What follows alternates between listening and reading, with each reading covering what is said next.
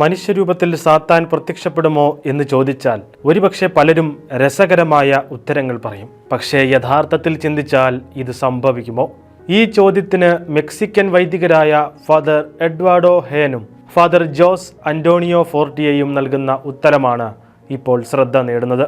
പിശാചുക്കൾ അഭൗതികമാണ്, അവർക്ക് ശരീരമില്ല എന്ന് ഫാദർ ഹേൻ സോഷ്യൽ മീഡിയ പ്ലാറ്റ്ഫോമായ എക്സിലൂടെ വ്യക്തമാക്കിയിട്ടുണ്ട്. എന്നിരുന്നാലും ദൈവം നിശ്ചയിച്ചിട്ടുള്ള പരിധിക്കുള്ളിൽ മനുഷ്യരെ ഭയപ്പെടുത്താൻ ക്രൂരമായ രൂപങ്ങളിൽ പ്രത്യക്ഷപ്പെടാനുള്ള സാധ്യതയുണ്ടെന്നും വൈദികൻ വെളിപ്പെടുത്തി. മുമ്പ് വിശുദ്ധരുടെ ജീവിതത്തിൽ ഇത് ശരിവെക്കുന്ന തരത്തിലുള്ള അനുഭവങ്ങൾ ഉണ്ടായിട്ടുണ്ട്. പിശാചുക്കൾക്ക് അവരുടെ രൂപം എന്തായിരിക്കണമെന്ന് തീരുമാനിക്കാൻ കഴിയില്ലെന്ന് പറഞ്ഞ ഫാദർ ഹയൻ മനുഷ്യന്റെ ശരീരത്തിൽ സാത്താന് സ്വാധീനം ചെലുത്താൻ സാധിക്കുമെന്നും പറഞ്ഞു.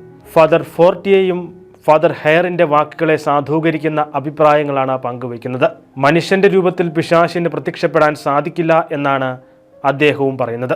അദ്ദേഹത്തിന്റെ സമ്മ ഡെമോണിയോക്ക എന്ന പുസ്തകത്തിൽ ഇതേക്കുറിച്ച് കൃത്യമായി പ്രതിപാദിക്കുന്നുണ്ട്.